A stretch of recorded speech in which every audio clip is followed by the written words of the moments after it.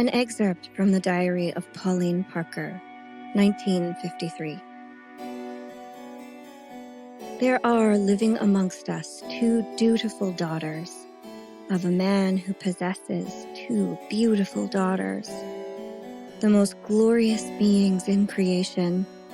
They'd be the pride and joy of any nation.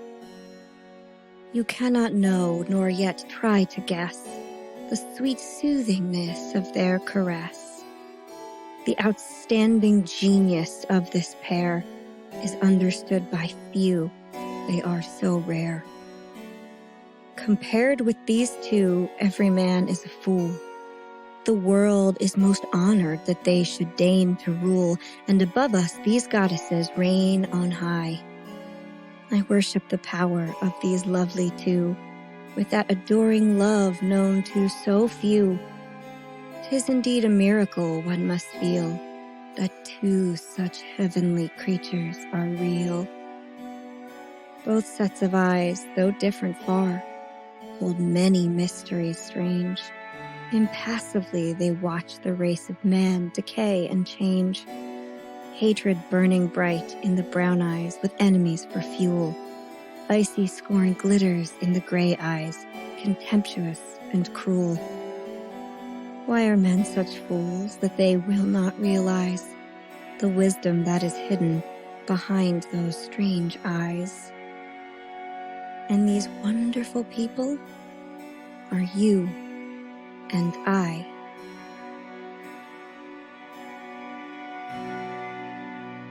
I'm Holly. I'm Leslie. And we would be dead.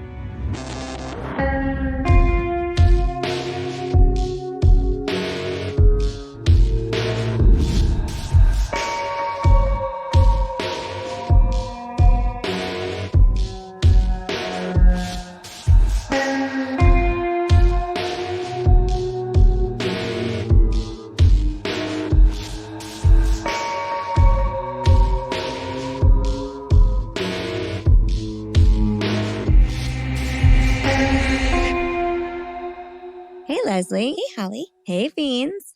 I hope everyone had a restful 4th of July. Because I always think of restful and I think of 4th of July. Never anything crazy. It's like the most relaxing holiday. You're just on a float eating a popsicle.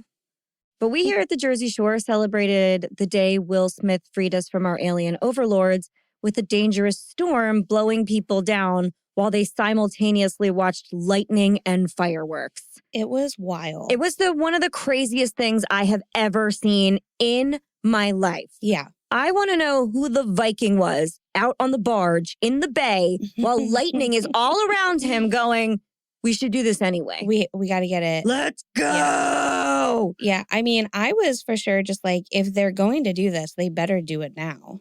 Yeah. It was an hour early too. Yeah. They were like clearing the beaches because it was raining. And all of a sudden, fireworks just like erupted in the sky next to giant lightning strikes in the bay. Yeah. It was wild. And you could still buy a funnel cake while ambulances are like screaming down the street, bowling over police barriers, and nearly missing the huge metal carnival games that were basically kiddie lightning rods at that point. For sure. I mean, they didn't let them on the rides anymore, but they were there. They were absolutely there. Yeah. It was like such a disaster. Everybody forgot all of the safety measures we learned in modern society. I don't know. Maybe they were like grounded by rubber. We might be fine. Maybe. The fireworks was insane, though. That was the craziest thing I've ever seen. It really was. And guys, that's real. That all happened to us. It was on the 3rd, not the 4th. Yeah. But we had such a time. Wait, somebody posted on Facebook, like, they really should have postponed them.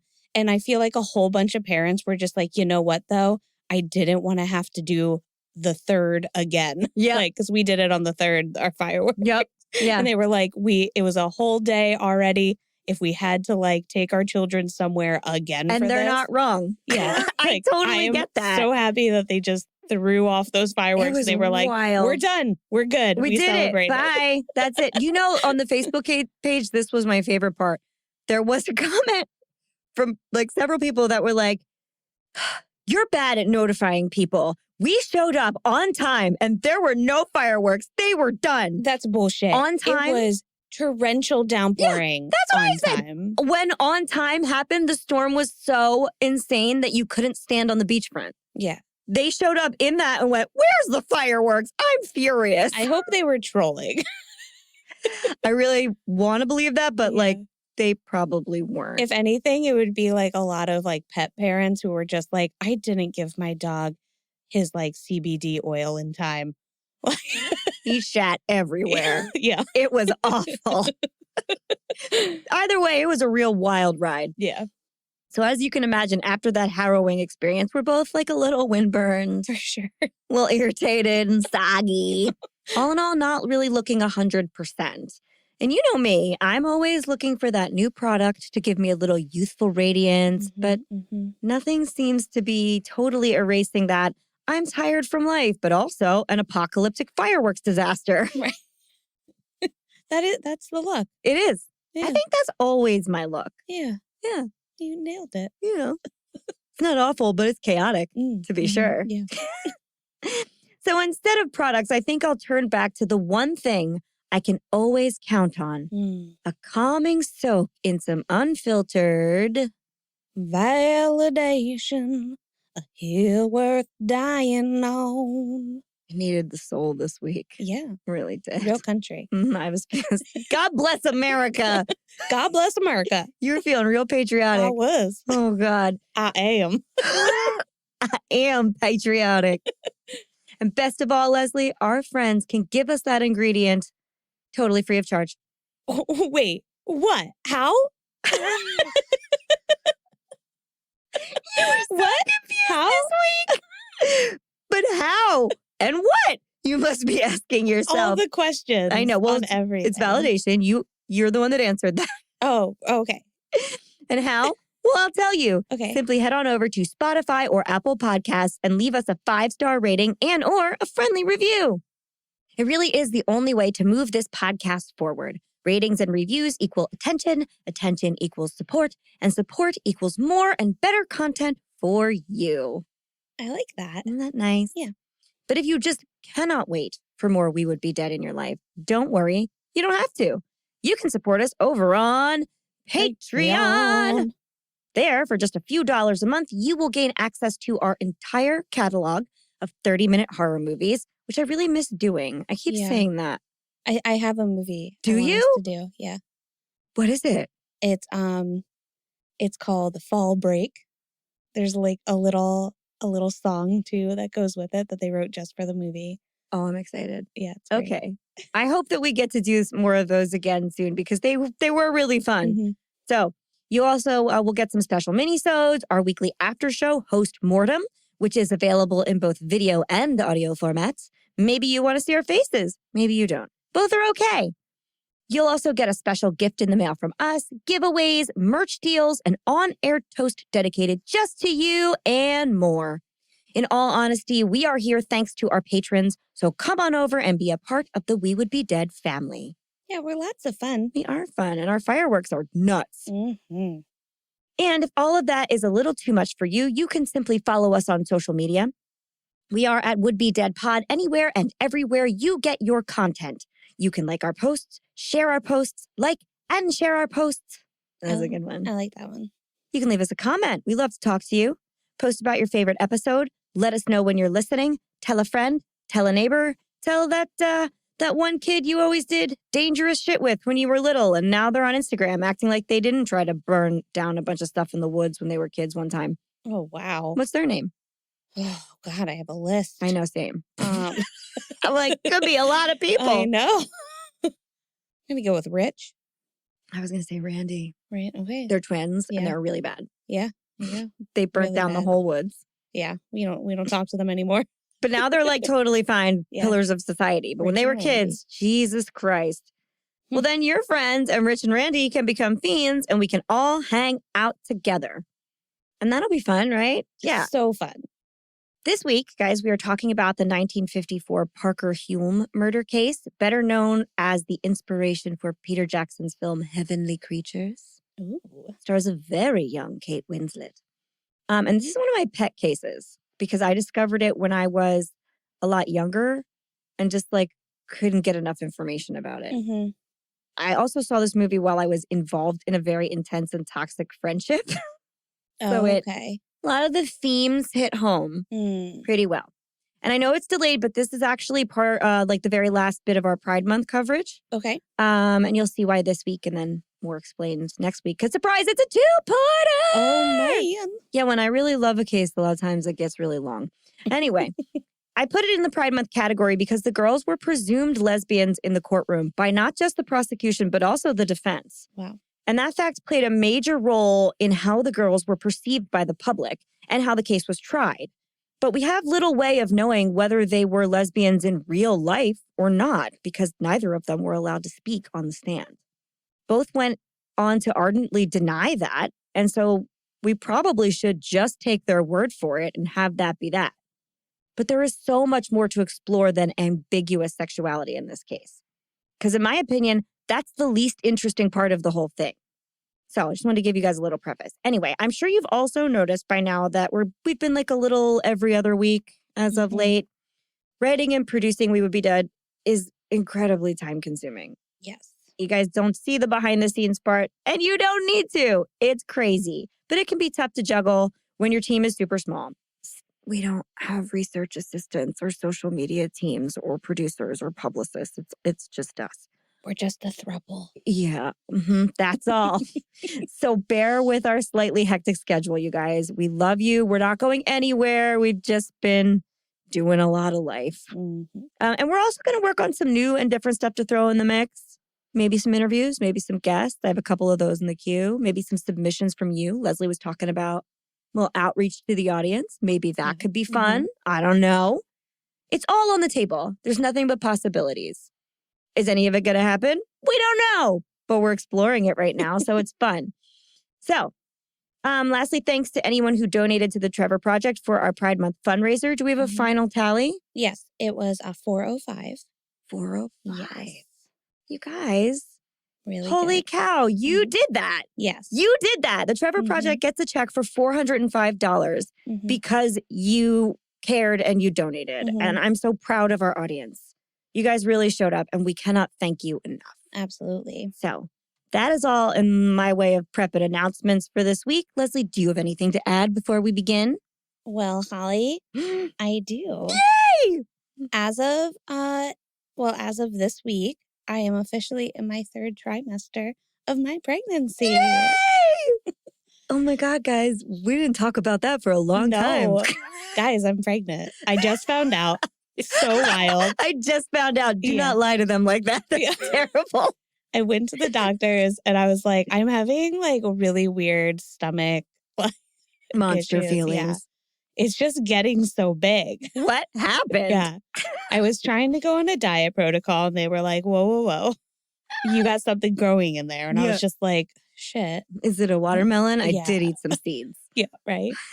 I saw that Magic School Bus episode. Oh my God. Guys, we had John edit so much stuff out. We did. For months. We did.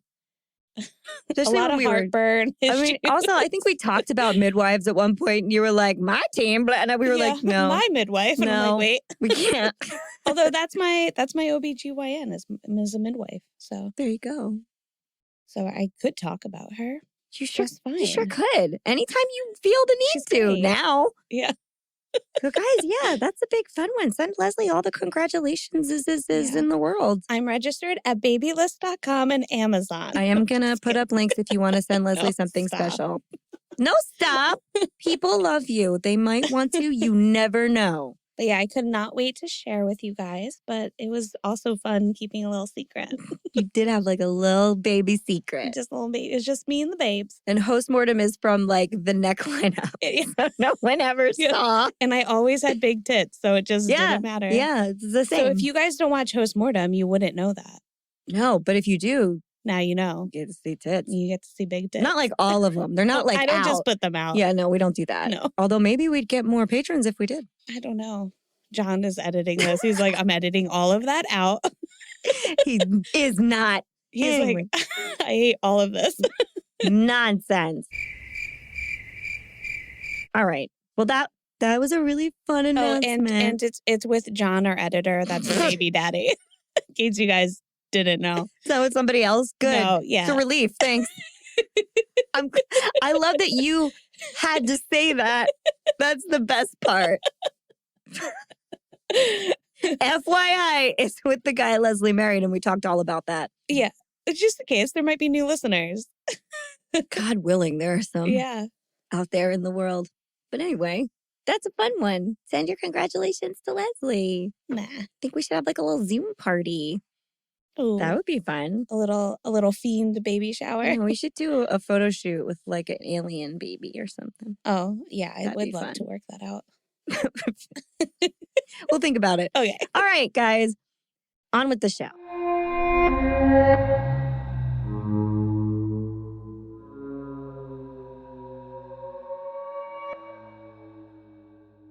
For many years, out in the wide world, there were two women living two separate lives not far from one another. They were not ordinary lives, but neither were they sensational or scandalous. One lives out in the country in a small village. She wears useful clothing and cuts her wiry hair short. She does not wear makeup or color her hair. Over the years, it has gone gray. Her name is Hilary. She keeps horses and teaches riding to children. She spends long hours in the library voraciously reading. She does not entertain guests. She never married. She is devoutly Catholic and spends most of her days in prayer, occasionally taking breaks to paint haunting images of two beautiful women engulfed in flames. The other lives in a remote village on the coast. She wears silky blouses and statement necklaces. Her hair is stylishly cropped and colored red. Her name is Anne. She has a large and beautiful secluded home. She has two expensive cars parked in the driveway. The house has large, sunny windows, ancient stonework, and is dripping with magical and abundant greenery. She writes novels set in the past about detectives. She has friends, addresses the public, and travels often, but has never married. These two women live 10 hours apart by train. They seem to have nothing whatsoever in common, and you'd be hard-pressed to imagine them in the same room, let alone the same bathtub or bed. And yet, the world we inhabit is an ever-changing place. One lifetime can contain many lives if we're lucky. These two women once lived as completely different people in a completely different place. Their names were not Hilary Nathan and Anne Perry then, but Pauline Parker and Juliette Hulme. And together, they did a horrible, horrible thing. On the 22nd of June, 1954, in the village of Christchurch, New Zealand, Agnes Ritchie was serving tea. Agnes was the proprietress of the tea rooms at Victoria Park, a large recreation area with scenic trails and places for quiet reflection. So it's just like hiking trails. It's not like the kind of park where you have like a baseball field or something. It's just nature. Okay. Just to give everybody a mental picture. And some of the trails are kind of remote because you want to be kind of in the woods when you're walking a trail, you know? Right. So just to give you, and some of them are a little harder of a hike. Some of them have like boards to help you get over ruts and rocks and stuff. We all know about a harsh hike in the woods. You're out in the wilderness. Letting you guys know what the terrain was like. It had been a steady day for Agnes. Not busy, but there were customers to tend to, and Agnes was kept busy. Just after 2:30 in the afternoon, a woman and two girls came in. The woman ordered tea, and the girls ordered soft drinks, and they all got some pastries. Nice. Yum. One of them ordered a flat soft drink. How do you even do that? Just stir it forever until it's flat? Yeah, I guess you could turn down the Or maybe it was, carbonation. maybe it's like a soda fountain and you, okay. I wasn't even thinking of that. I was just baffled by it. Like she just wanted Yeah. like, So she just like ordered a Pepsi. yeah, she's like flat Coke. Like, oh, all right.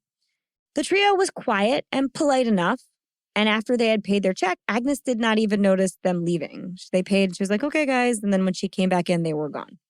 So Agnes went about her day, clearing dishes, serving snacks and drinks, keeping warm when a chilly breeze would blow. Because remember, kids, Australia and New Zealand have winter when we have summer. So June isn't really that warm. People would have coats on and the like. Still, though, the day was sunny and pleasant enough, so going for a walk through the park was a nice way to pass the time. By 3:30, Agnes found herself involved in something that seemed to burst right out of a nightmare.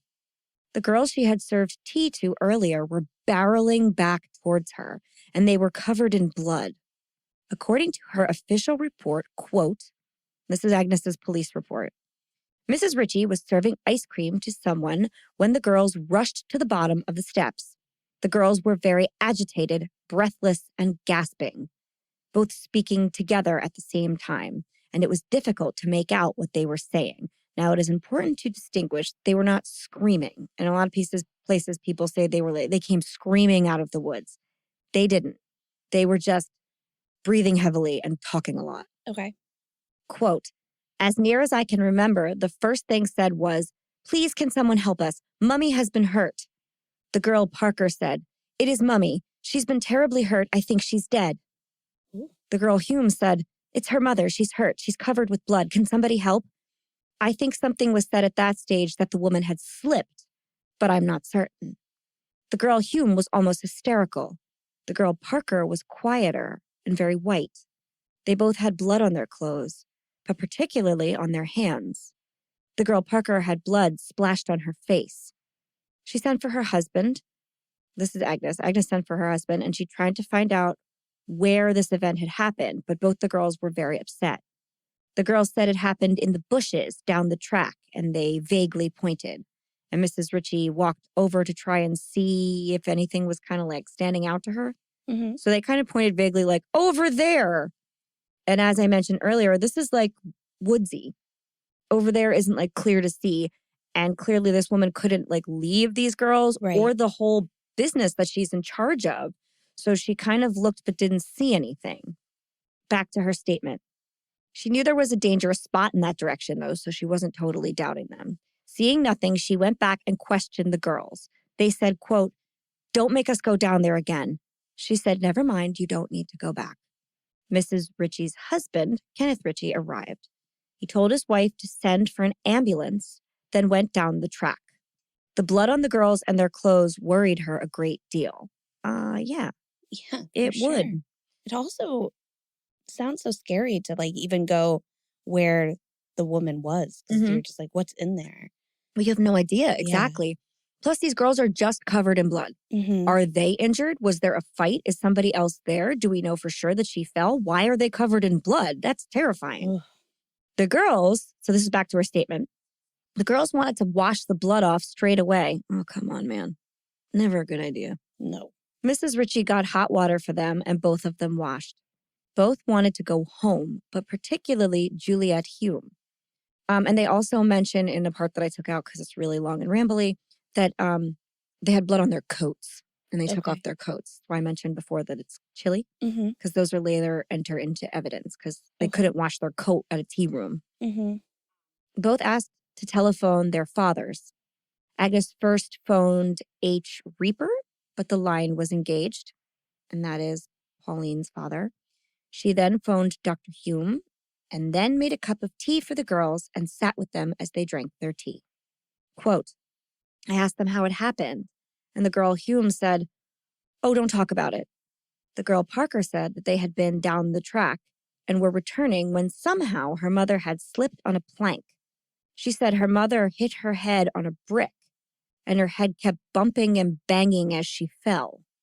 This is not a mountain, by the way. You're not going down anything. Right. It's just a straight track. Like it's a hike, but it's straight. It's not like a hill. Right. So she was just like flailing on this thing. Yeah, like barrel rolling down a hiking trail. Yeah. Like a straight. Okay. Yeah, just you'd have to really try to do what they're saying she did, basically. The girl Hulme kept saying, don't talk about it. I'll always remember hearing her head banging. Both girls remarked that it seemed like a dream and they would wake up soon. And odd remarks like that. The girl Parker remarked during the conversation, Mummy, she's dead. I said she might not be hurt so badly. That's what Agnes said. And the girl Parker just looked at me. They said that after she fell, they tried to pick her up and carry her. So after she barrel rolled through rocks, they tried to carry her back to the tea house. But she was too heavy and they dropped her. The girl Parker said, "Perhaps we didn't do the right thing. Perhaps we shouldn't have tried to carry her." They both remarked several times that they wanted to go home. The girl Hulme said several times, "Will my daddy be long? I wish he would hurry." The girl Parker was quiet and calm, and I thought she appeared to be dazed. The girl Hulme was almost hysterical and appeared to be holding herself back. Dr. Hulme arrived and took the girls away in his car. The police arrived shortly after that. About 4 p.m., I telephoned Mr. Reaper, and he telephoned me at about 4:30 p.m. I told him what I knew, and he arrived at Victoria Park later. So that's quite a scene. That really is wild. Yeah. So Agnes wasn't able to see whatever had happened, as I mentioned.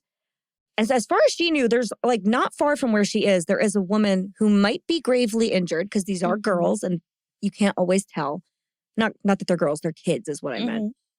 Or she could be dead on a hiking trail, right over there. Right. And judging from what these girls look like, it's a pretty bloody affair. So she calls her husband, as I mentioned, Kenneth, who is the groundskeeper at Victoria Park. So he knows all of the trails there. And he is going to go down and explore. So this is his official statement. Quote, "After being summoned by his wife, he asked the girls where the accident had happened, but they seemed confused and couldn't tell him. He also asked them what had happened, and they said the mother had slipped and hit her head on a rock. It was a brick the first time, now it's a rock. The clothing of Juliette Hulme was covered in blood. One hand of Pauline Parker was smothered in blood, and her face was splattered with blood. It's a lot of blood for watching someone take a fall. He took Pauline Parker through the gap in the stone wall at the plantation. So that's what they're calling this estate type park that they're on. And asked her again where the accident had happened. She pointed vaguely down the road and Mr. Ritchie just kind of walked towards where she pointed. He was like, "Okay, I'll see what I can find." It's light out. It's not dark, so you're going to see something. Mr. Ritchie went about a quarter mile down the track with his assistant, Eric McElroy, and found the body of the woman. She was dead and on her back with her feet pointing up the hill. So I guess there's a little incline, but I've seen pictures of it. It's not the kind of hill you would fall down. Okay. Or just continuously roll. No, you certainly wouldn't. Yeah. You'd have to put some effort into it. You really would. I mean, maybe she was rolling away from them. Maybe she was like, barrel roll! Yeah. Quote, "Her head was pretty well knocked about. There was blood all over the place, and there was blood on the path." Kenneth observed a half brick and a lady's stocking at the scene as well, and both were covered in blood. Quote, "I went back to the tea rooms and telephoned the police. The ambulance arrived as I got to the top of the path." Kenneth observed that the girls were still agitated, and so he, quote, "asked them to come into the sitting room," and so they did. The girl Hulme said, "I wish Daddy would come." The ambulance driver and the police went down the track. Dr. Hulme arrived, left his address with the ambulance driver, and took the accused away in his car. The path where the body was found was just clay, and there were no outcrops of rock anywhere nearby. That is key. There was no big sharp things to hit your head on.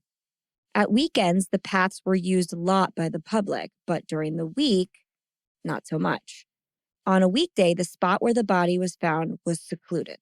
Okay, so all this is pretty curious. Yeah. The woman left dead on the path was 45-year-old Honora Mary Parker, Pauline's mother. And the authorities would soon discover that her injuries did not match this asinine story the girls had given at all, which probably is surprising to exactly no one.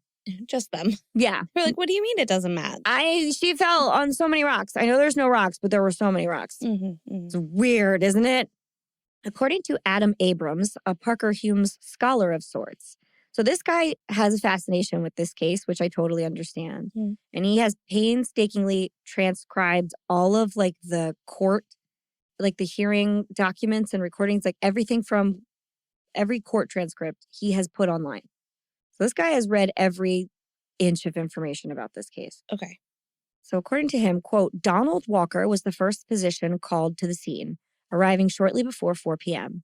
He observed that the victim's head was thrown back and lying downhill. There was no doubt about her being dead. There was a lower denture lying on the ground to the victim's left alongside the jaw. Knocking your teeth out. Ugh. Wow. Like, a denture doesn't just I don't know how great they were back then, but you don't fall and the teeth come right out of your head usually. Mm-hmm. The stockings were muddy and smeared with blood. Her arms were mud and bloodstained. The eyes were closed, but gave the impression that they had been blackened. There were severe gashes on the victim's head, and a great deal of blood had streamed from her head and flowed down the path and had congealed. Victim was almost completely exsanguinated. So bleeding from the head was massive and rapid. Wow. So, yeah, a couple notes about that. One, we've talked about this before. Your head bleeds real fast, a lot. Head wounds are always super bloody. But also, there is a possibility, it's not stated in any of the medical examiner's documents. I guess they were just coroner's reports back then, that they had severed her carotid artery. And this would also explain why there was so much blood on the girls. Because, spoiler alert, she didn't just fall down. Oh, no? But yeah, because if you hit an artery, it's going to spray. Right. And that's what this doctor kind of thinks may have happened. Okay, that would make sense. Yeah, it made sense to me too. From the appearance of the body, Dr. Walker could not reconcile it with an accident. He was like, this is a murder. This is so very obviously a murder. Yeah. One shoe was off and personal articles were strewn nearby. Sergeant Robert Hope testified that there was a stream of blood 10 or 12 feet downhill from the head. Ooh. That's so much blood. Various objects were strewn about near the body. There was a half brick lying about 15 inches from the body. Sergeant Hope also found a woman's lisle stocking on a bank. So it's like a nylon stocking, but what we would look at as thigh highs today. So it's just one. And then in a shallow drain beside the bank, there was a large pool of blood. There's no way that much of a bloody situation came from a fall. They're just, unless you fell from a great height. And even then, that's not what you would look like. Yeah. Ooh. Yeah. I am a very klutzy person, though. I So can see am this I. happening to me. I don't know that I would barrel roll down a path, but I don't know. if I did, it'd be a really impressive way to go out. I'm choosing this! This looks like a murder. And then they find tape and they're like, nope, she just tripped. Yep. Sorry, guys. So back to the doctor's report. He said most major wounds were on the right side and the front of the head. Victim's right ear was badly split. Some reports indicate severe cosmetic damage to the face, obviously. Others that wounds left on the side of the head and face were less severe. This is gross. Mouth was blocked with vomit, possibly indicating convulsions. Ooh. Because head wounds. Yeah. Or not even wounds, getting your head hit hard. Mm-hmm. So it was then concluded that Mrs. Parker had very clearly been murdered with the use of a, quote, half brick knotted in woman's lisle stockings. The brick was ejected by the force of the blows. So somebody was swinging the brick inside the stocking. So you're getting air, like a whipping motion, and that's way more force. At one point, the brick was ejected by the force of the blows. The victim's hair was found on the stockings, and the brick was probably used continuously afterwards, just in a hand by itself. Bloody stocking and brick recovered separately at scene near the body. So that means parts of the brick came off too. Okay. Brick is crumbly, but you got to really hit it for that.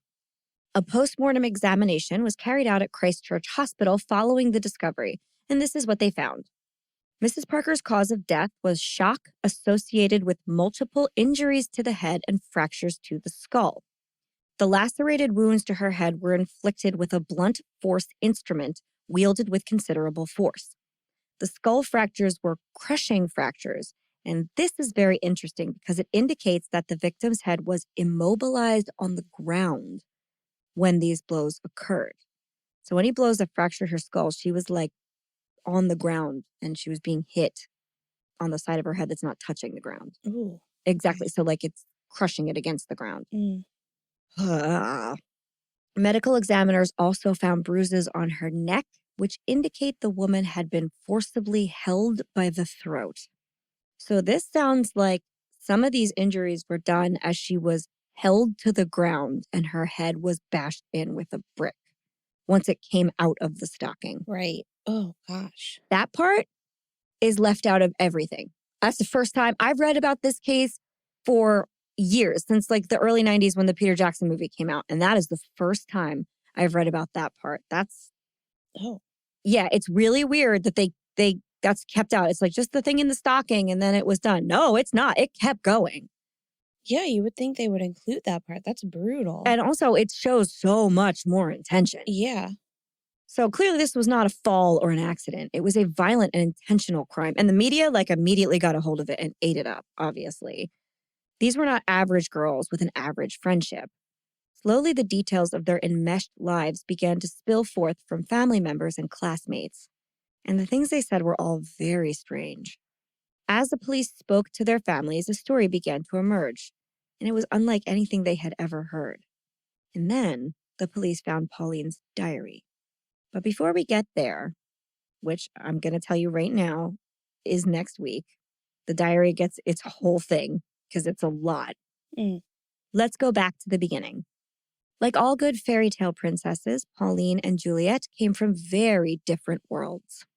According to the Journal of New England Studies, Honora Mary Parker, born in 1909, so that's the mom, that's our victim in this case, emigrated from England to New Zealand in 1927 when she was 18 years old. And guys, she has a scandalous life. Ooh. Yeah. In New Zealand, she met Herbert Reaper at her workplace in, I'm never going to pronounce this right, Retihi, I guess. Okay. Herbert was from Tasmania. Nice. What a fun detail that is. Yeah. And he was 15 years older than Honora at this point in time. And she's 18. So this is that's fine. An adult. Right. It still looks to me like a teenager and an adult. But, it's legal. Or at least it's legal here. I don't know what their rules were there. At least he's in his 30s, though. Yeah. But, wait for it, he was at the time married to a woman named Louise. Well, that's a problem. Yeah. And Louise was 13 years older than Herbert. Oh. Just age gaps. All right. Everywhere. So he's just planning for when Louise goes. He's like, I made a mistake. Yeah. We're not on the same level. This was really hot 13 years earlier. Mm-hmm. But now I don't like it as much. And Louise also had brought her own 2 sons into this marriage. They're not Herbert's. They're hers from a previous relationship. Yeah. So he's like, I don't love it. And this is not an excuse for him. No. He shouldn't be doing that. That's an asshole move. But it is clearly what happened. Yeah. So shortly after he meets Unless she groomed him. Maybe she did. Yeah. We don't really know. I don't know. I don't go back that far because there's so much information, you guys. But you're very right. Maybe she was the bad guy there. Yeah. We truly don't know. So after he meets Honora, they sparks fly. Mm-hmm. They immediately start having an affair. Okay. And they get serious fast. So Herbert's like, I gotta ditch this woman. Yeah. He doesn't get divorced though. He just takes his new hot 18-year-old girlfriend and moves to Christchurch. Okay. Which That's is the place to go. Yeah. They're like, Christ and church makes us sound like we're doing everything right. Let's go. Yeah. If we are welcomed there. We are welcome anywhere. Yes. And we'll talk more about Christchurch next week. Okay. And this is just a town named Christchurch? Yeah. Okay. Yeah, I know. I my first exposure to this story, I was like, Christchurch? Are we talking about somewhere religious? What? But no, it's just the name of the town. Okay.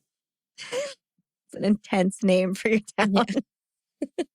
So they move there and when they get to Christchurch, they just operate as though they're married. They never actually get married, but Honora changes her last name to Reaper. Mm-hmm. And Pauline lives her whole life as Pauline Reaper, too, until her trial, wherein they find out that her parents were never married. Oh. That's when Parker hits everybody. That's when Honora her last name goes to Parker, and so does Pauline's. It's all very confusing. Yeah, but I mean, wouldn't that still be her dad? Wouldn't she Yeah, but for whatever reason, they were like, well, you're unmarried mom, you get her name. Oh, okay. Oh, like a Jon Snow of sorts. Kind of, yeah. Okay. Yeah. Yeah, so just to let you guys know, that's a weird thing. That there's a lot of twists and turns to this story, which we will get to at some point, but I'm just going to plant seeds right now. Okay. And then they kind of settle down. Once they move to Christchurch, pretend that they're married and get a house. Mm-hmm. they're just have a normal life. They're like, okay, we did all this weird shit, but we're normal now. It's fine. So they are like, they make friends, they get jobs, and they start having their own children. Okay. Their first child, a boy, had cardiac difficulties and sadly didn't make it. Aw. Yeah. Their second child, Wendy, was born in 1937. Followed. Cute name. Isn't that cute? Added to the list. Yeah. It's a little magical. That's a magical little name. These are things I don't have to edit out now. No, you can just freely say everything. Yeah. Guys, tell Leslie what she should name her baby because I'm Yeah. very interested to hear what you say. Yeah. We're currently calling her Tuppence. Yeah, that's been the steady Yeah. steady name since she was like a tiny grain of salt. Yeah. Little berry. Yeah, it's fine. So, after Wendy, Honora gave birth to Pauline Yvonne in 1938. Now, Pauline in her family household is called Yvonne by everyone. I don't know why. Yeah. She's called like a million different things, but her Okay. mom called her Yvonne. I don't know why. Hmm. In 1949, Honora gave birth to another girl named Rosemary. And Rosemary had Down syndrome, which at that point in time, in that place, they described as being a Mongolian imbecile, which is like the grossest thing I've ever heard. Yeah. That's what's on official documents. Oh my goodness. A hospital said that? I hate that. Ugh. And she stayed at home with the family for 3 years before she was placed in Templeton, which is a Christchurch institution. Okay. And then never heard from again. Okay. I've heard of people doing that. Yeah. So they just put her away in the home at 3 and then there's no talk of visiting or anything. She's Oh, that's so sad. And It's really rough sad. shit happened there. Oh, to that girl. you know it did. Oh, I Rosemary. know. I know. I'm gonna try and look into What a her a sweet little little bit. name. That is a really cute name, actually. Yeah, I'll see if I can find any follow up on her for next week because, like, not spoiler alert, but Pauline is still alive. Oh. Juliet passed just 2 months ago, so Okay. Juliet just died. So Rosemary, Oh wow. I mean, there's a chance she's not dead. I have no idea. So we'll see what we can find out. Anyway, Pauline herself also grew up as a sickly child. At just 5 years old, she developed osteomyelitis, which is a painful bone infection. It's like in the marrow of your bone. So it's kind of notoriously difficult to get rid of. She had it in her right leg, like in the front of her right shin.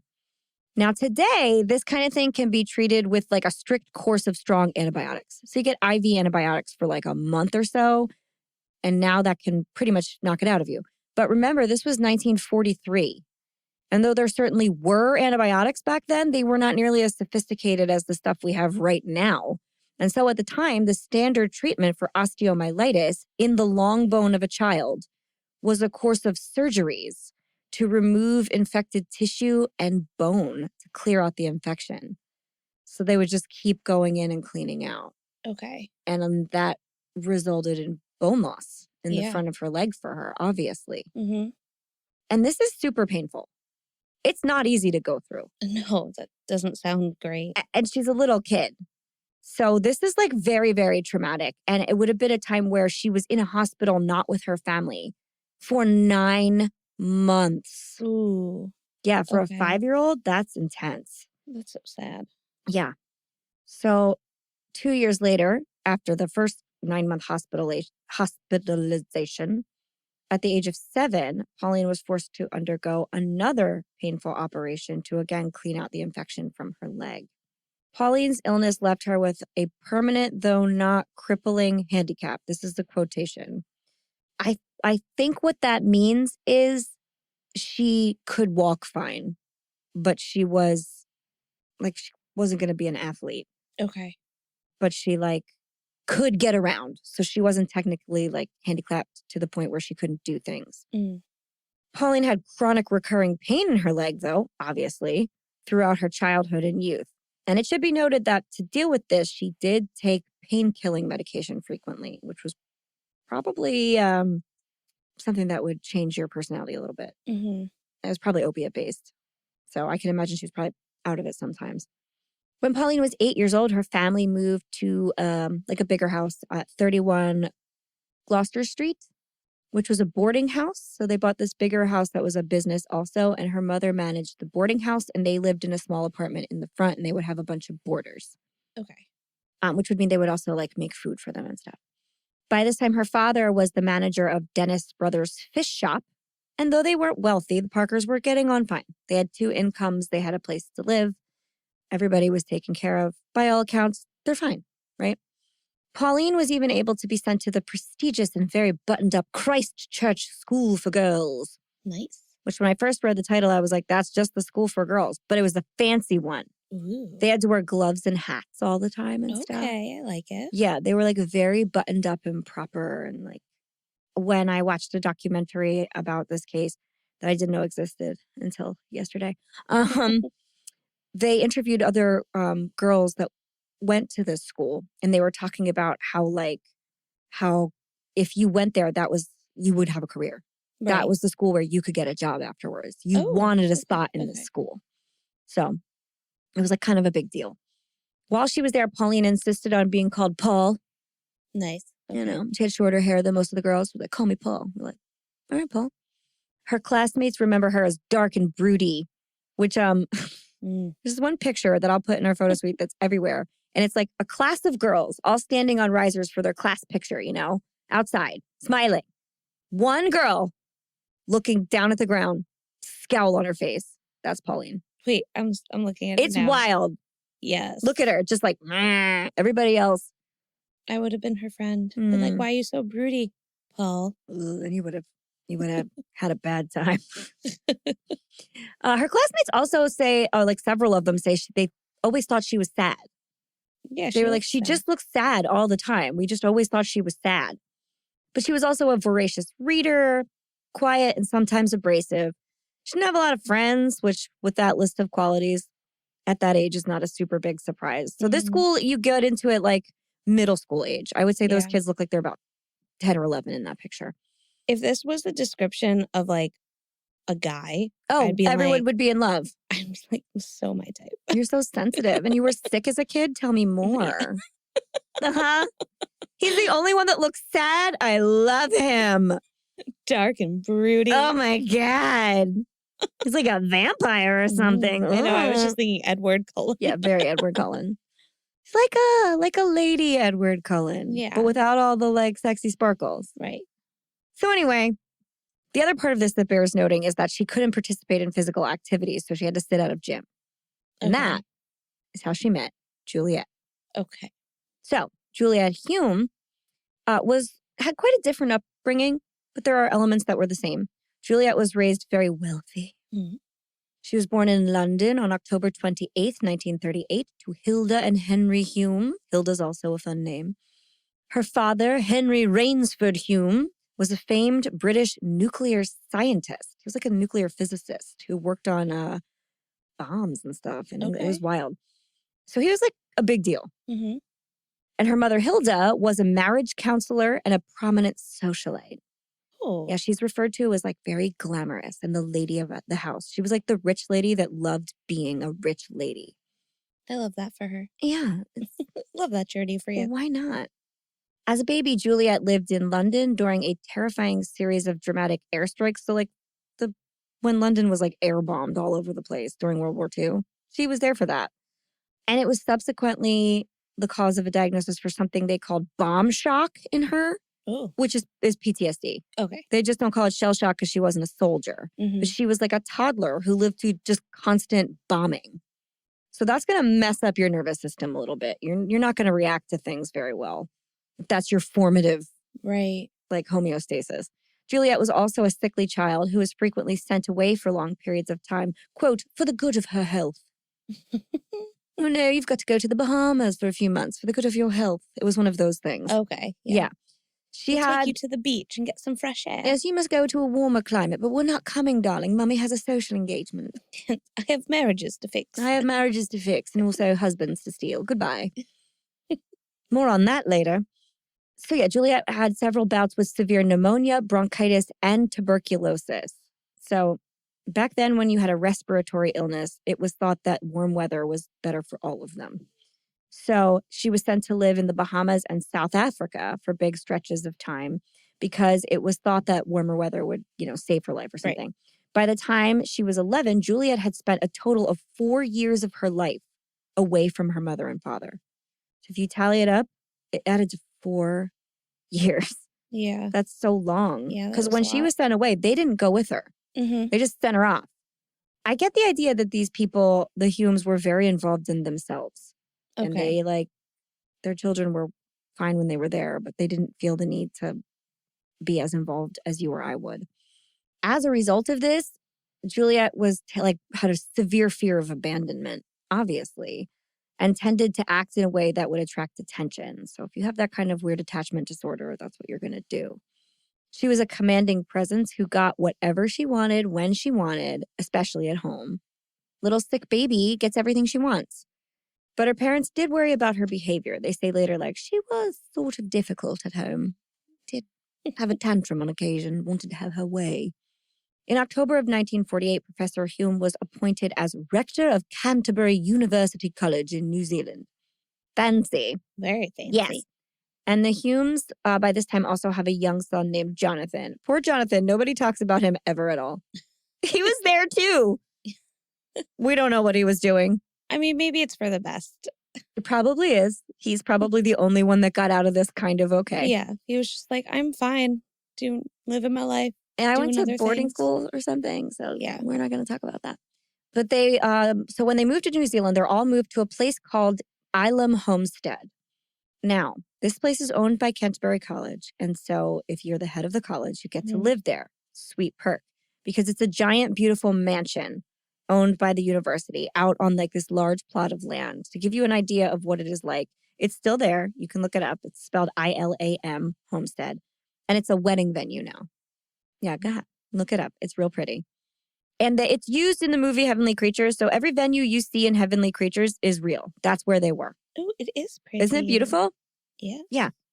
And I remember this in the movie. Okay. Mm-hmm.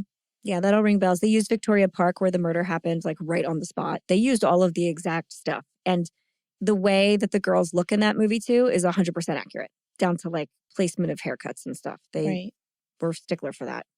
So they're living in this big, beautiful mansion, right? Juliet begins a Christchurch school for girls as well, because, of course, where else would she go but the fancy school? Mm-hmm. She started when she was 13, and the minute she walked in the door, she was something of a celebrity because she was the daughter of a famed British scientist, and she lived in the mansion on the hill, which this is already cool, right? Right. But also, all of these girls are country girls. They live in this small town where everybody stays there and, lives their life and then has their kids, and their kids stay there too. They have never met someone well-traveled, and Juliet's been all over the place. So they're like, oh my God, what are you? Yes, tell us more. Yes. Another fun fact at the time was that being British was a big deal. You wanted to be British if you lived in that area. That was the fancy people were British. Oh, okay. Mostly because a lot of the film stars and stuff they saw, that's how they spoke. And all right. So they were like, oh my God, British, traveled, rich. I want to know about it. What are you? She had a posh British accent, and she had this, she was tall and slender and also had a stylish haircut. She has this cute little bob, which is a little bit different than the other girls. She also would tell them all big grand stories, and she would do things like interrupt her teachers in class to correct them. This is in the movie too, in the French class, if a teacher was saying something and she knew it wasn't correct because she had already taken French, she'd be like, that's wrong. You should use this verb. I like it. Now, this is the school where, if you get caught with your glove hanging out of your pocket, you get in trouble. Right. But she was allowed to do that. Mm-hmm. The balls on this girl. I know. And Juliet would also do asinine things to test this, argue that the moon was actually black. We talk about, the moon in science class, and she'd be like, actually, the moon is black. I know this because I'm well-traveled.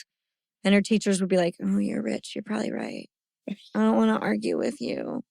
Is it black or is it gray? Yeah, it's not black. It's not black. I mean, I've never been. So I've never been either, but I imagine the pictures are correct. So her teachers tolerated this behavior simply because she was a very influential man's daughter. A classmate remembers Juliet being so favored by her teachers that if any of the kids in class forgot to do their homework, they would tell Juliet to say she forgot to do her homework, because then the teachers would be like, well, you're all excused. We didn't need that anyway.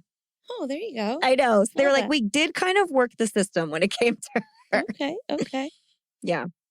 Despite being an international gal of mystery, Juliet didn't really bond with the other girls very well. Like, they would use her for homework excuses and they liked her stories, but they didn't really bond with her. Mm. She was also like kind of snobby. She would walk by a group of girls and be like, oh, aren't you also very mid-Victorian? And then walk away. Huh. I know. I'd be like, fuck that girl. Tell me about the Bahamas, but we're not friends. So I know, but you would just feel, no, you wouldn't even say that. You'd just be like, you're right, I'm shit. they all go home and like cut off their hair and Yeah. stuff. Oh, God. So she wasn't nice about her like social standing at all. She was kind of a pain in the neck. And by the way, the moon's actual color is an off-white brown gray. Not So it's black. a lot. It's white, brown, and gray. Oh. Off-white. Yeah, there you go. Thank you for that. Now we know. Yeah. So when she wasn't telling like crazy stories, she was really just pretty much sitting alone and reading or writing because people could not tolerate her for more than they had to. Okay. Now, because of her extensive illnesses, Juliet's lungs were pretty compromised, and most physical activity was also out of the question for her. It is important to remember that there is no way in hell she could have run up a hill. Right. She can't do that. Just bank that in your brain. And so we arrive at phys ed, where Juliet and Pauline are the only two girls sitting off to the side, together, comparing stories of their childhood illnesses that landed them in the state. I know they're sitting like, oh, I was away from my family. I'm missing a bone in my leg. I had tuberculosis. Sounds like a real fun time. But this also like kind of trauma bonds you to a person. Oh, yeah, for sure. You know, like You're it's like, so you fast. get me. Exactly. And they're both in a mental state where they're going to overshare immediately. Yeah. So you can imagine the effects that had. And it formed a bond that no other child in the class could understand because they both had these experiences that nobody got, but they got each other. Mm-hmm. Okay. Soon after they met, the girls began to ignore every other girl at school. And this is immediate. As soon as they were friends, it was like, it's just us. All of you are shit. Goodbye. Right. Which is kind of how they were feeling anyway. Yeah. But then they found like a friend to be like, well, now we got each other. Super intense about. Yeah. So they sat together. They talked constantly or wrote in notebooks. Pauline would start spending all of her weekends at Island with Juliet. And who wouldn't? You could go sleep at a mansion for the weekend instead of your house full of boarders. Yeah, you're going to do that. I love that. Mm-hmm. And she would like kind of pretend she was a member of the Hume family. She'd be like, I'm part of this family. Yeah. And Juliet's like socialite mom, Hilda, would be like, you're like my little foster daughter. Oh, I'll brush your hair and take care of you and buy you presents. I love it. Buy me presents. I mean, like, that does sound nice, but she's also like feeding this weird situation where this girl is not her child. She does have a family. Yeah. So you're not giving any credence to that at all. But Pauline loved pretending she was like rich and famous. Who wouldn't? Outwardly, it was just a close friendship. And this is not uncommon with young girls. Girls have intense friendships. And we'll talk about that more next week. But they can be very intense and still okay. Mm-hmm. To an observer, the events of their friendship occurred like this. So if you were somebody in their family that was just watching it, Pauline began to spend as much time as possible at Ilum. The girls slowly cut the rest of the world out, including family. So they stopped talking to their family too. They preferred to spend hours and hours together writing and pretending. They would just write stories and like novels constantly. And they were making things up. And they would like run out into fields and skinny dip. Not abnormal. They also had pet names for each other. Pauline was Gina and Juliet was Deborah. Ooh. Yeah, this isn't super weird either. Deborah would absolutely be Juliet's name. I know. It's so complicated. This isn't really weird. A lot of girls have nicknames. Yeah. I mean, those are weird nicknames. But I can't judge. I mean, maybe it was the nicknames of the time. Maybe like everyone is Deborah to someone. Yeah. The girls were also very physically close. They shared a bed. They held hands. They were like snuggly. But that's also, to me, that's like girls. They just are. I mean, I definitely had friends that I would like hold hands with or like sit close to or like snuggle with. That wasn't like a weird thing. When Pauline wasn't at Ilum, however, though, Juliet would just like lay in her bed depressed and not come out of her room. Which also feels normal. When you're that close to like... it's a little bit intense because she's at home. Right. And she won't like come out of bed. Yeah. Pauline would refuse to talk to her family or eat for long stretches of time when she was unable to go to Juliet's house. They're like, you can't go this weekend. She wouldn't eat or come out of her room or talk to anybody. That's a little Yeah, intense. that's rough. On May 15th, 1953, Juliet was hospitalized for a recurrence of her tuberculosis, and she was sent to a sanitarium. During her absence, the girls wrote daily letters, and they decided to start writing as characters in their stories and their alter egos. So it's not like, Dear Juliet, I hope you're feeling well. It's like, Dear Deborah, this weekend, this one had a baby, and I feel, and it's like this long, it's just like them living in this story life. Which is probably more fun. It's kind of fun. It sounds fun to me. And a lot of people play pretend. Pauline also refused to attend school in Juliet's absence. So she was like, she's not going to school. I'm not going to school. I'm just going to lay here in my bed and you can't make me. These teenagers make me so mad. I know. Her mom had to take her to the doctor because she was rapidly losing weight and she thought she was sick and she wouldn't get out of bed and she couldn't go to school. It was really intense. And after this point, neither one of them ever went back to school. Okay. Yeah. Which isolates them even further. Obviously, they have no other girls anywhere now. When Juliet returned home, their friendship was even crazier because they had visited. They'd gone. This is what blows my mind too. Pauline visited her in the sanitarium where she's recovering from tuberculosis a bunch of times. Aren't you not supposed to visit them because they're super infectious? Why are you there? Right. TB is not hard to catch. I know. And I guess they would know that at that point, right? Yeah. And she's also compromised. She's a kid that had a bunch of surgical issues and stuff. I would never be taking my kid to get exposed to TB all the time. Risks be damned. Well, I mean, I think that speaks to the intensity of the demand. I think she probably was well, then I won't eat. Yeah. You won't take me to see my friend. I'll just kill myself in my room slowly. Yeah. So I'll die either way. You tell me how. Yeah. You tell me which way you would like. Yeah. So obviously when Juliet gets home, their friendship is even stronger. And at times it really seemed as if they were just two halves of one person. At this time, Pauline's mother became pretty concerned that their relationship had turned, quote, unhealthy. Oh. AKA they were too gay. Oh. Yeah. They were taking baths together and stuff. And they just did not like this.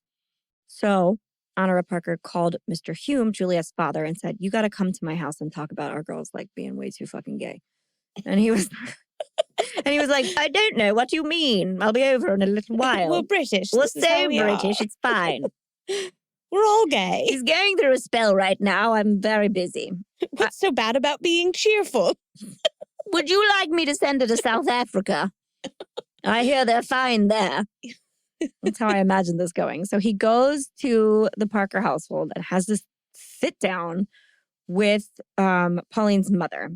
And Mr. Hulme is like, I'm not really that worried. Whatever. They just really grow out of it. Exactly. We'll send them off to the Bahamas. But he says, if you're really worried, if you feel really concerned, I have a colleague who is a doctor, and you can send Pauline to this doctor who is a psychiatrist, and he will probably be able to cure her of her homosexuality. We can just cure her of her gayness, and then everything will be fine. Because at that time, it was seen as just that, a disease, right? Right, Leslie? Do you know anything about this? I do. Do you? I do. Can you maybe shed a little light on that? Because it is going to come back into play 10 more times. Sure. Okay, great. Thank you. So here's a little history on homosexuality as an illness. Give it to me. 70 Not years the illness. ago. I don't care about homosexuality. I think you get it from the COVID-19 vaccine. I had 4 of those. I'm so gay now. Yeah. Oh, well. So 70 years ago, the American Psychiatric Association, or APA, classified homosexuality as a mental disorder in the Diagnostic and Statistical Manual of Mental Illness, or DSM. Wow, you said the whole thing. I did. Good job. Well, because other people might not know. They'd be like, what the fuck this is the DSM? Explain it, Leslie. So the first DSM, created in 1952, established a hierarchy of sexual deviances. In order to create a hierarchy, they first had to establish a sexual norm, this being heterosexuality. the APA were really trying to differentiate between natural or healthy behavior from unnatural or unhealthy behavior. The APA believed that the non-procreative sex was unnatural because it could not result in a child. So you can't have a child. You're unnatural. It's not right. It ain't right. Thank God you're pregnant, Leslie. No. I had too many COVID shots. Yeah. But I already had my baby, so we're all good. Yes. And as we know, we still have this argument today. So this is like still there are ongoing. definitely people who need to get their shit together, but and it's usually in like a religious context. Oh, so for that's sure. really where they got this from. Like it's, in be fruitful in and the Bible, multiply. it says, that we need to, exactly what you just said. So if that's like, if being homosexual in the Bible is a sin, or if if like your religious affiliation views it as a sin, which at that point, most of them did, Yeah. I guess, then now they're trying to make it more of like a mental disorder. Yeah. So by doing this, the APA effectively made homosexuality unnatural and unhealthy, putting it in line with pedophilia, fetishism, exhibitionism, voyeurism, sadism, masochism? Yes, masochism, and other sexual deviations like having sex with objects. So it's all in the same. Which people who are extremely religiously inclined or very conservative still say the same things. They still qualify it as a paraphilia, which it isn't. Mm-hmm. So one of the problems, though there were many, with classifying homosexuality as a mental illness was the APA had not even defined what constitutes as having a mental illness. And they wouldn't until the 70s. So there wasn't just like a hard line of like, this is what a mental illness and this is why this falls in this line. So a little history here. The APA was founded in 1844 by 13 superintendents of U.S. institutions for people with mental illnesses.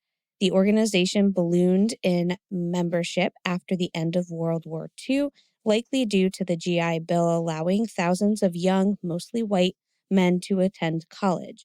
Given that the majority of U.S. universities did not admit women into their ranks until the mid-20th century, the APA was largely a male-dominated organization.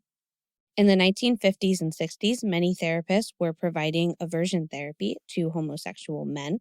This typically involved showing patients pictures of naked men while giving them electric shocks or drugs to make them vomit. And once they could no longer bear it, showing them pictures of naked women or sending them out on a date, quote, date, with a young nurse. So like just somebody that worked there, they're like, we'll just send you out so this will just be like a practice date. That poor nurse. I know. And how many miserable hand jobs do you think she had to give? So many. Yeah, but and probably miserable for them too. For everyone involved. We don't want this. That's what I'm saying. They're both like, this is terrible. Okay. And as you could have guessed, these methods proved very effective, and we no longer have gays running amok. Everyone just gives sad hand jobs and calls it a day. Yeah. No, it obviously did not work. Then in the 1960s, alongside a growing civil rights, women's rights, and gay rights movement across the U.S., a campaign to remove the homosexuality diagnosis from the DSM began. The declassification effort was just one part of the movement for equality and acceptance. After years of campaigning outside, activists decided that they needed to go to the APA conferences to really be seen and heard. And these conferences were where practitioners attended panels and discussions of psychiatry and psychology. And these were people from all over the country, but then all over the world too, some other people from other countries as well. Jeez Louise. Unfortunately, this did not go in their favor the first time, as members of the APA and those attending were calling out protesters as maniacal and schizophrenic. Oh, great. Yeah. So they were just like, see, they are ill. Look at them yelling at us. They disagree. They're crazy. Yes. So activists took a beat and they tried to figure out. I gotta breathe for a minute. This is wild. Yeah. They wanted to figure out what might be a better way to appeal to the APA and really be heard. They decided that they needed to appeal to one of the organization's members, get on the inside. Yeah, find yourself a board member. Got it. Makes sense. And luckily they were able to. In 1972, at the first conference that actually featured a panel discussion on homosexuality led by an LGBTQ plus people, a gay practitioner, John Fryer, testified on behalf of the declassification campaign, which all of this sounds great until you hear how he testified. Oh, no. Ooh. So obviously this is a big deal. John Fryer is a well-respected psychiatrist he at that time was not openly identifying as gay to his peers, but he was now going to. Okay. And, so here he was about to get on stage and show his peers that, yes, he's gay, but he's also a very competent psychiatrist who does not have a mental illness. Right. Like, you trust me. Right, I do good work. I'm gay, and look at me doing all this great stuff. Yeah. Gay's not bad. Nobody makes that association. And they, of course, would be like, oh my God, no, you're super sane, and we will declassify homosexuality as a mental illness immediately. What were we thinking? It was so easy. But for some reason, John Fryer did not go on stage as himself. Oh, no. Given the risk involved with openly identifying as a gay psychiatrist, he decided to present himself as Dr. Henry Anonymous and disguised his identity by wearing this freaking terrifying rubber face mask and using a microphone with a voice distorter. Oh, no. Well, where do I find this picture? Okay. And also, he sounds like he looks like a serial killer. Yes. You couldn't be less sane than the guy doing that. That's unacceptable.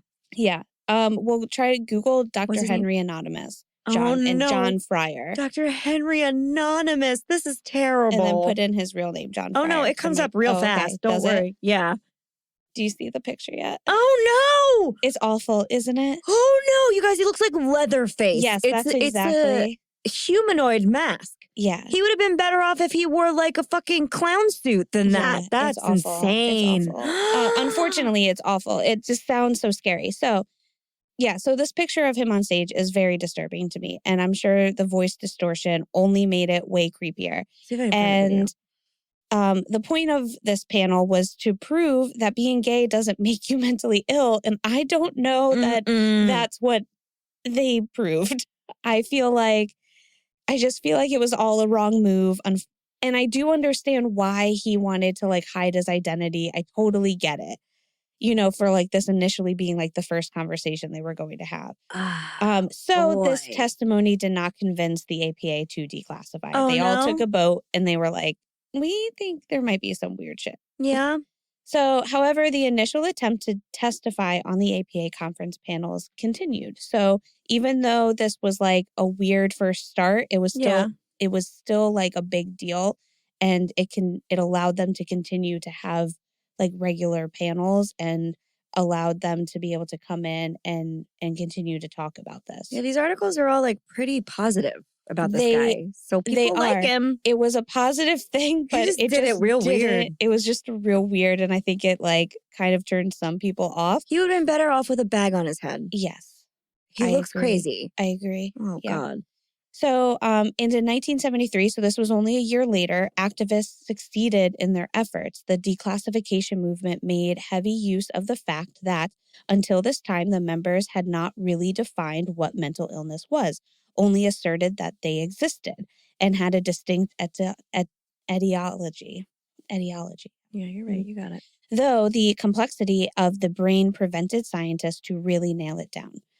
So they were like, okay, there's just a lot going on. So complicated. And we don't have time. Activists also testified that they were productive members of society by demonstrating that they could find gainful employment, maintain relationships, and assimilate into heteronormative culture, proving that there was nothing abnormal and nothing impairing about homosexuality. So even them, like they are also being like, we can define what mental illness is, and we don't like mental illness should be like if we couldn't find gainful employment, if we can't be part of society. Yeah, and that's a very good point. Yeah. They're doing fine. Yeah, we're just normal people. We just like something else. And your definition of mental illness is not fitting us. So So all the members of the APA were asked to vote, and the majority voted to declassify homosexuality as a mental illness. And again, this was in 1973. That's so late. I know. The APA then compromised, so it still wasn't great though. They compromised by removing homosexuality from the DSM, but replacing it in effect with sexual orientation disturbance for people in conflict with their sexual orientation. So not until 1987 did homosexuality completely fall out of the DSM. But for a lot of activists for this, they felt like the damage, especially just even in the 60s, had already been done. And which is why we still have conversations today about it possibly being a mental illness or like how it's wrong or a disturbance or like they're still figuring it out. They're struggling. They don't know. And like that's why they're just like it took way too long for them to remove this out of these books. And now like that vernacular is out there. God, that's so crazy. Mm-hmm. Oh my God. Well, thank you for that. And I would love to put a pin in Dr. Henry Anonymous and do like a patron piece on him. Okay. Because I think there's video. Yeah. Okay. Yep. Yeah. He has like a whole big thing. But that means we can hear it, Leslie. Yes. Yeah. Maybe we need to talk about that together. So anyway, because Mrs. Parker takes Pauline to a doctor that practices exactly the kind of things you're talking about, he recommends at first, like she doesn't see him more than once or so. He says, keep them separate. They just can't see each other. It's them being together, right? Just like, don't be with men if you're a gay man. And they try that, but it does not work. Because as we can recall, the girls like don't deal with separation well, and they don't want them to die. Yeah. Right? So they're hysterically demanding to spend more time together. But during this time, the Hulmes also announce that they are divorcing. Ooh. Yeah, so this is a big deal. And what people don't know is that behind the scenes, Professor Hulme was also asked to resign from the college by his colleagues. Oh boy. Because one, his wife, who worked for the marriage council, was having an affair. Okay. Bad look. Yeah. And two, he did not align with the values at his college. It's not pertinent to anything we're talking about, but nobody liked them there, basically. Oh. They were not popular, any of them. They sound like such wonderful people. I know, right? And so the college was like, you should go. So they say, you know what? We're going to cut our losses. And Dr. Hulme says, I'm moving quickly. I'm moving back to England. Okay. And Mrs. Hulme is going to stay in Christchurch because she has a boyfriend.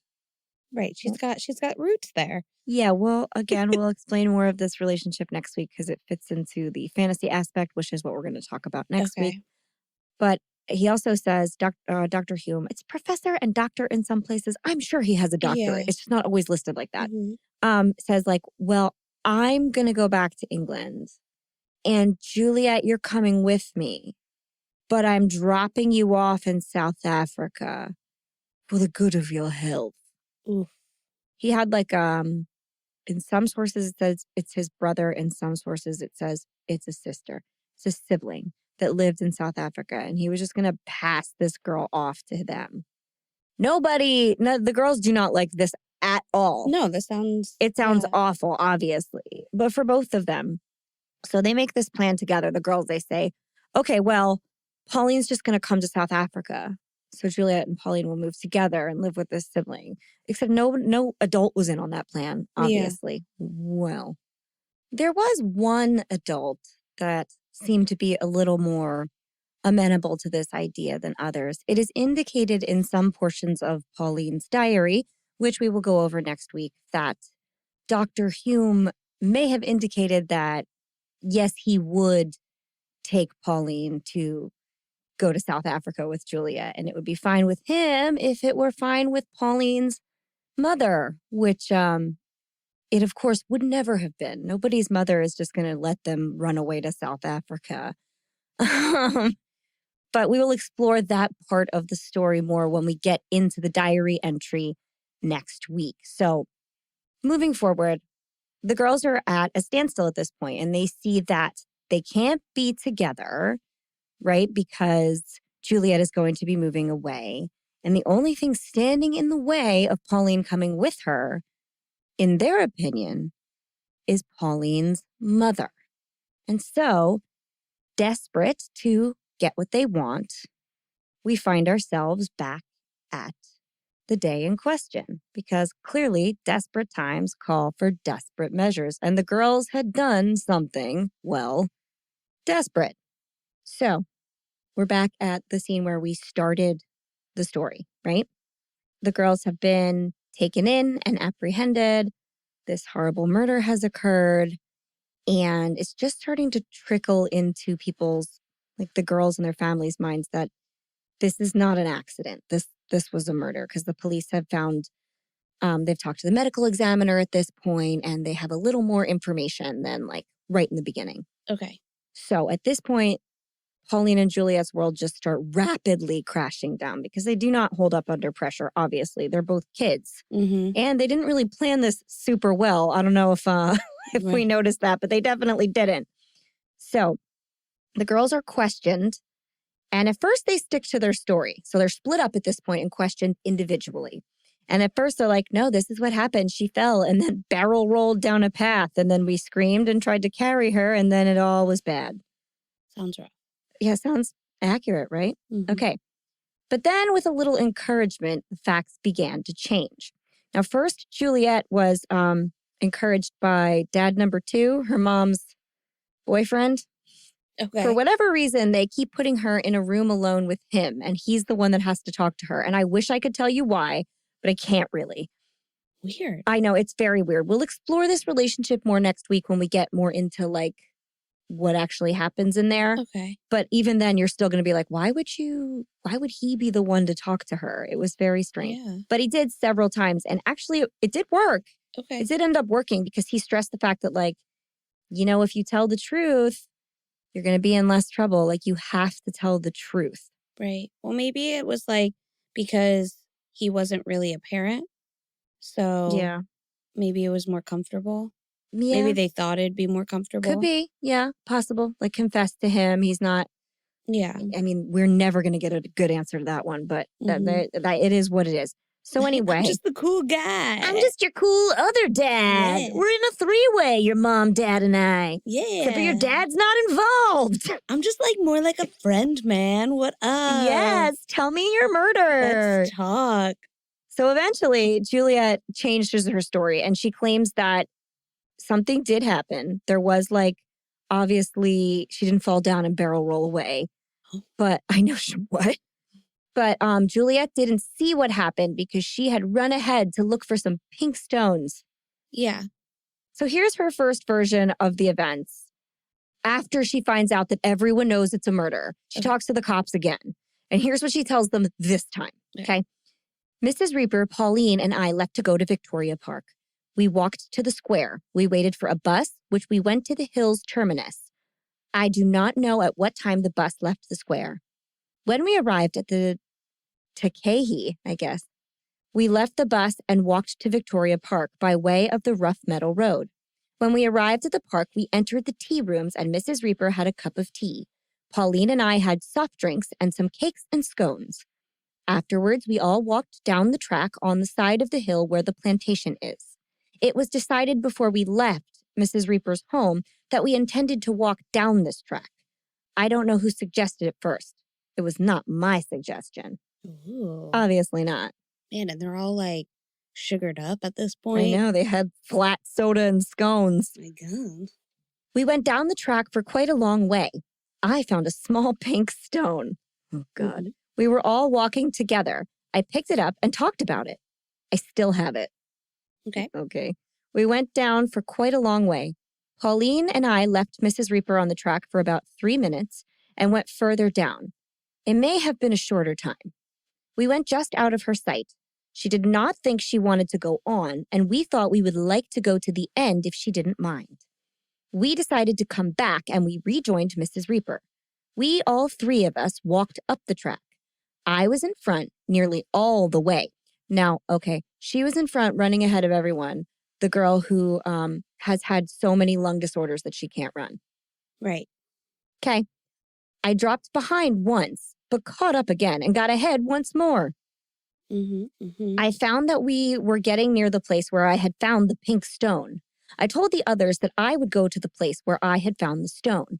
I went on ahead and left them behind. I searched for a setting from which I thought the stone might have come.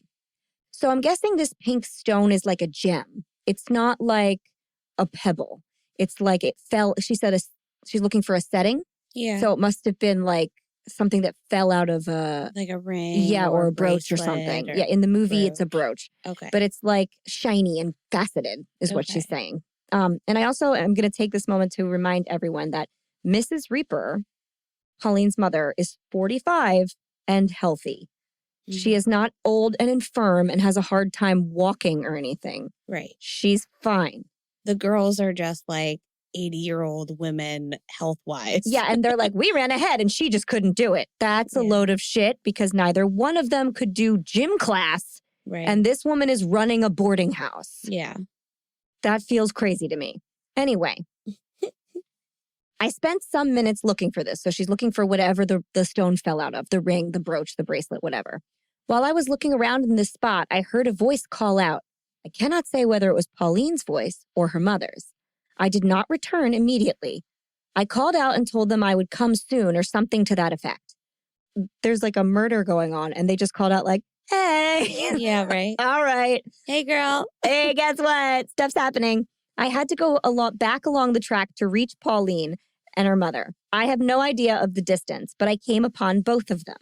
I found Mrs. Reaper lying on the ground. So the calling out, that was her being like beat about the head. Okay. Pauline was hysterical. There was blood all around Mrs. Reaper's head. I was shocked. I took her head in my lap. Mrs. Reaper did not speak to me. I think she was unconscious. She seemed to be to me. I think Pauline helped me. That was when I tried to nestle her head on my lap. Okay. Yeah. I do not remember seeing a stocking with a knot in it. I did not take any particular notice of a brick. I do not know how long we stayed with Mrs. Reaper. It might have been 5 minutes. It could have been any time. I asked Pauline what had happened. She said that her mother had slipped and banged her head against a stone. I believed her at that time. I felt that we had to get help. Pauline and I hurried up the path towards the tea kiosk. When we got there, we told the story between us as to what had happened. The story we told was that we had been together when Mrs. Reaper had fallen and had obtained her injuries when she had fallen on some stones. I knew when I said this that it was not true that I had been present when Mrs. Reaper had got her injuries. But I said I was there because the idea occurred to me that they may have quarreled, and I thought that she probably had slipped. Okay. You know how when you argue and then you just fall and barrel roll through rocks? For sure. Right. I mean, I'm very clumsy, so same. Yes. However, I thought that it would be better for Pauline if I said I was there and supported her story that Mrs. Reaper had obtained her injuries accidentally. Okay. We waited at the kiosk for my father to come and fetch us. He was summoned by telephone. He brought us home. That's the whole statement that Juliette gives. And she gives this first. Then the police go, all right, okay, maybe. I don't fully believe that, but like, let's talk to your cohort. Yeah. And give the her pink stone. We have to talk to the pink stone. Yeah, right. Let's give her the same little kernel of information. So basically it's like, we know she didn't fall down and die. We have this body here. And they speak to her father, who is like, okay, I'm going to bring her back to you. And you can do whatever you need to do. Her father is like destroyed. So the cops bring in Pauline. They tell Pauline, we know that this has happened. And they also say, Juliette says this is what happened. Ooh. Right. Unfazed. Pauline, like they say that they kind of notice a little shift, like, oh, in her. And then she says, I did it. I wish to confess to all of it. Okay. Then the police say, okay, well, will you write a statement? And she said, no, I'm not going to do that. And they were like, okay, will you tell us what happened? She goes, just ask me questions. And they were like, okay, we will ask you questions and record your answers and you can tell us whatever you're going to tell us. So then here is that interview. Okay. I am 16 years of age and an ex-pupil of the Christchurch Girls High School. I left school about March of this year after passing into Form 5S. I live with my parents at 31 Gloucester Street, Christchurch. I have been informed that I am suspected of murdering my mother today. I have been informed that I am not obliged to say anything and that if I do, it would be taken down in writing and used as evidence. I do not wish to tell you what happened. You ask me questions. Right. Okay, girl. Right. Question. Who assaulted your mother? Answer. I did. Question. Why? Answer. If you don't mind, I won't answer that question. We do mind. Okay. Yeah, we Go. mind a lot. But at this point, they're like, let's just get to the next step, Yeah. okay? Question. When did you make up your mind to kill your mother? Answer. A few days ago. That's premeditation. Mhm. Question. Did you tell anyone you were going to do it? Answer. No. My friend did not know anything about it. She was out of sight at the time. She had gone on ahead. Answer. What did your mother say when you struck her? Answer. I would rather not answer that. Oof. I'm sure you wouldn't. You're grounded. Yeah. Stop it. Can you stop it? Question. How often did you hit her? Answer. I don't know, but a great many times, I imagine. Ooh. Now we're getting sassy. Question. What did you use? Answer. A half brick inside the foot of a stocking. I took them with me for that purpose. I had the brick in my shoulder bag. I wish to state that Juliet did not know of my intentions and she did not see me strike my mother. I took the chance to strike my mother when Juliet was away. I still do not wish to say why I killed my mother. Question. Did you tell Juliet that you had killed your mother? Answer. She knew nothing about it. As far as I know, she believed what I told her, although she may have guessed what had happened, but I doubt it, as we were both so shaken that it probably did not occur to her. Ooh, that's a good response. Sure. Question. Why did Juliet tell the same story as you to the lady at the tea kiosk? Answer. I think she simply copied what I said. She might have suspected what I had done, and she would not have wished to believe it nor to have got me into trouble. As soon as I started to strike my mother, I regretted it, but I could not stop then. Then this is included in Senior Detective Brown's testimony, which is like where this is all coming from. He says, quote, we decided to take the girl Parker into custody. As we were leaving, I said, where did you get the brick? I had understood she said she got it at ILM. So at some point in time, somebody asked her where the brick came from, and she said, ILM House. But Mrs. Hume, who had been present at the interview, said, no, she didn't get it here. So I guess for whatever reason, Juliet's mother is here for this interview. Again, it doesn't make sense, the people they have in the rooms at certain time. Why Juliet's mother is here for this interview is beyond me. Or, but the way that you're stating this right now, it sounds like that was, maybe they just asked the mom at a different time and they're just interjecting it in the report. It says who had been present at the interview. Because if this is just the report. Yeah, I guess. No, she didn't get it here. The girl Parker said she took it from home. Dr. F.O. Bennett testified in court that Pauline Parker had the following to say to him concerning her feelings toward Juliette Hulme. Pauline, Juliet is not a friend. She is much closer. And Dr. Bennett asked, isn't that love? And Pauline said, I don't know. I care for her more than anyone else in the world. So that is Pauline's full statement too. We'll come back to Juliet again next week because there's a reason she has to give another statement. Okay. They don't find the pink stone. No, it does. It's true. Yeah. There is a pink stone involved, but it's like a red herring. Yeah. But of course, like the story hits the newsstands, and the first thing both the defense and the prosecution want to do is to prove that these two girls are lesbians, right? Yeah. Mm-hmm. So they're like, all right, well, what are we going to do next with this? And then they decide to do a search of the Reaper Parker household, Pauline's house. And I mentioned briefly earlier that they find her diary. Right. And it is at this time that they decide to go into that diary. Ooh. And then it becomes obvious that neither one of them are telling the truth, first of all. Mm. And second of all, there is so much more going on.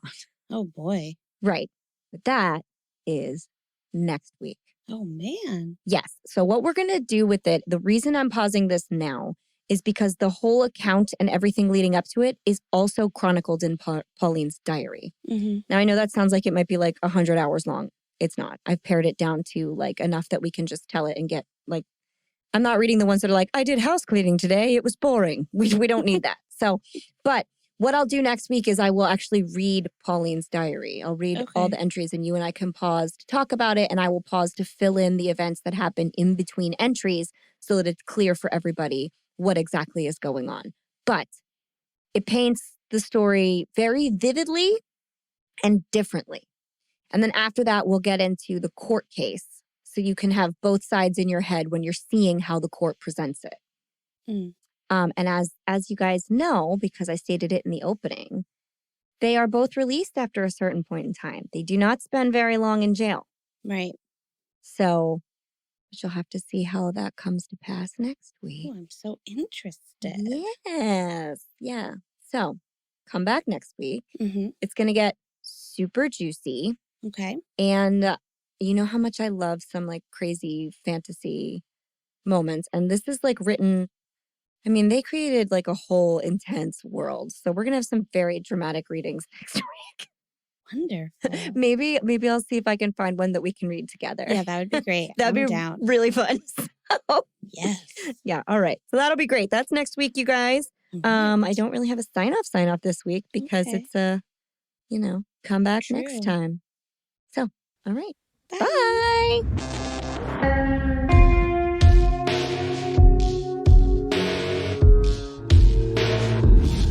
Thank you for listening to the We Would Be Dead podcast. Hit subscribe now to never miss an episode.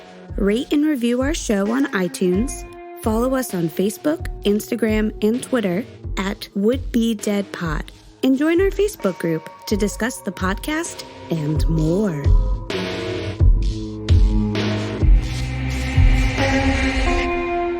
We'll take you to the beach and get some fresh air. Yes, you must go to a warmer climate, but we're not coming, darling. Mummy has a social engagement. I have marriages to fix. I have marriages to fix and also husbands to steal. Goodbye.